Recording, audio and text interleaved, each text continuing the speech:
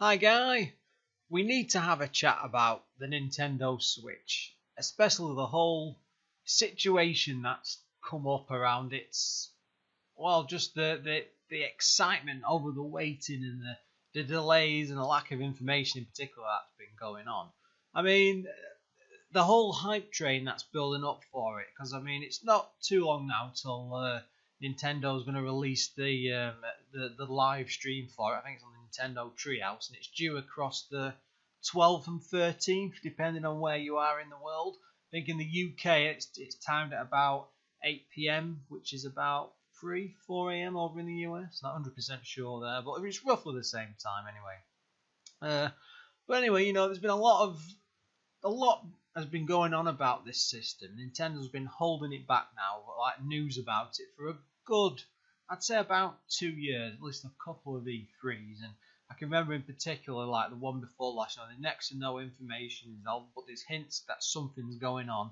And then basically for the last 12 months, we've pretty much had a situation where there's been very little, and then a couple of people made these, like someone made like a fake one. And then like a handheld controller, and later on someone pretended to have like a Switch and revealed it on a live stream. And in each situation, people went absolutely mad.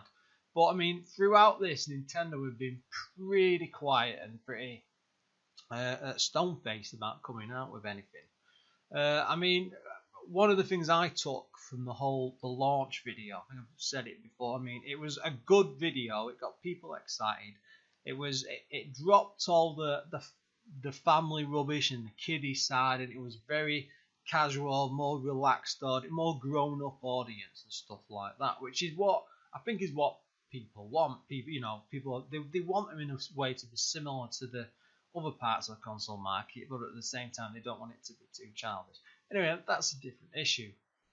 But one of the big things that has been one of my worries about that is this talk about the battery life, because at the moment it's all really, really quiet and nothing's being said by Nintendo. But one of the things behind the scenes leaked out by the developers, and I know they've not got a commercial battery, but with the processor that's been talked about, the power, I mean, it's a release known quantity. And the amount of power it can draw it's hinting at, I think it's between 3 to 5 hours worth of battery life, which for a portable system, I mean, people say, oh, I can get around that. Some say, well, it's a bit of a struggle. It's not great. It's about the same for the gamepad on the Wii U, which in itself was a bit of a problem, especially the way it was designed, because you couldn't replace. I don't think you could replace that batteries, or it was a bit. Eventually, anyway, there was ways around it, but this thing straight away just creates a problem. You want to be this mobile side of the market with the add-on problem that it's not going to be as powerful in portable mode. This is what's being talked about at the moment. But Nintendo have been a bit quiet, I think. But when it's plugged into the dock, it doesn't conserve power as much, so it's more powerful. So the processor speed. So there's been talk that on some versions it'll not cripple the games, but either slow the games down or won't give them as good a look. And there's going to have to be effectively two versions developed. But again, it's all been very whispered and behind closed door and hints by Nintendo and not Nintendo. It's been very, very, very quiet. But the thing is, it's about this hype, because everyone's very, very, very excited. We all want the newest thing. I mean, the Wii U, as you know, it was a failure. It sold, I think, it was about 10 million units worldwide. I mean, that's probably one of the worst launch home consoles they've done.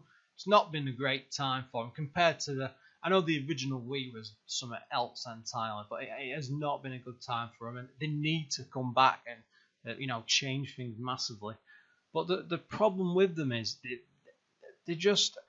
they've announced, so they've got this big event coming up now on 12th and the 13th, and that's going to show off some of the games and answer some of the questions and things. But I'd say my attitude is dying off. I mean, the interest level, I've been peaked for this for ages, but in the last week or so, it's just been meh.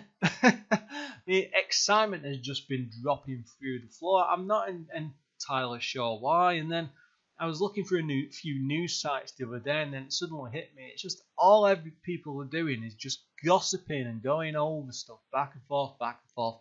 And this is all on Nintendo. I mean, we're effectively roughly 3 months away from the launch. We still don't have any sort of official release date, just an idea that it's due in March. I think the best one I've heard so far, which is from Supplies, has been the 27th of March. It might be the 18th. Again, I'm mixing my facts up. But again, it's late March, but Nintendo haven't confirmed anything. They've not even confirmed the price. Now, the hope is, of course, that when they do the big stream event, they will announce that. But then there's been other panics going off, I mean, particularly with Zelda not being a launch title. Now, they've just confirmed last couple of days that it is going to be a launch title in Japan and the US because it's easy for them to localize it into English. But the problem is in Europe, because they've got to do all the different languages. Even though the UK is on English, we're classed as Europe, so we get the same disc with all the other languages stuck in. And there's been talk that they're not going to be able to make the Zelda launch in Europe on the day, and again they won't confirm or deny, and it's just maddening.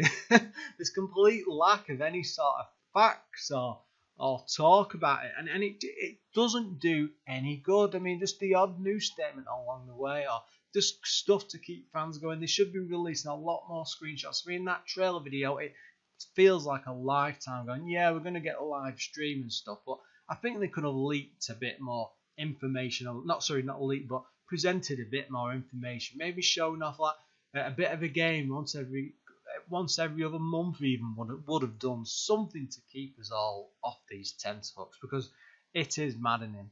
I mean, the whole thing with Zelda and the languages, I mean, one thing they did last year, I can't remember, it might have been a couple of years ago, it might have been Xenoblade Chronicles.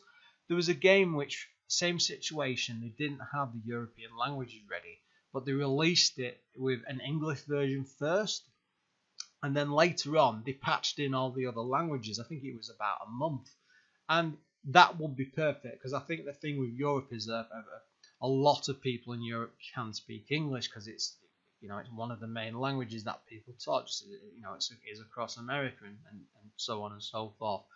But I would hope they would do that just to get that initial copy out there, because the thing is, the Switch needs this. It needs big games right from the off. We can't have a Wii-like situation where they release a small number of first-party games and just have a few smaller third parties, and then the library just dies off for 12 months. They need to come out, hit it hard, give us as many games as they possibly can manage, and then just, bullied off the content all the time like that. I mean, I know Ubisoft, who are always a great one for doing Nintendo games, they tend to do average to, I would say, good games at times. It's a pretty mixed bag with them, but hopefully they're going to come out with a good selection over the years. But they desperately need EA on board. They need to get some multi-platform releases on the go. It's a shame. I mean, there's not been much talk beyond a bit of hint of the next Pokemon's going to be on Switch, obviously, because they seem to be dropping off the whole 3DS side of things. But when they do eventually do that, I mean, something like the Pokemon title, I think it was tens of millions of copies or something, and over Christmas. It's absolutely crazy numbers, which also gave the systems a boost. Because at the same time, they also discounted the cost of the 3DS officially in shops. I mean, the one thing they haven't done, which is really ridiculous, is not drop the price of the Wii U. I think it's still officially about 200 quid. And it's like that. It's in very, very few shops, so they can be quite difficult to get if you just want to go out and buy one. But then when you do, they cost a fortune. And in a lot of cases, they cost a lot more than your PS4, your Xbox One. So they've just been very, very cagey at the moment. It's a very, very peculiar company. I don't know how else to say it about them. I mean, they've been doing a lot wrong, I think, recently, and I'm hoping that the next 12 months is where they turn it around.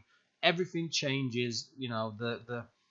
The Switch becomes the must-have gaming thing, and hopefully we'll take it from there. Oh God, Nintendo, please don't mess this up. Just please, we need it. As always, guys, thanks for watching, and look forward to another video soon.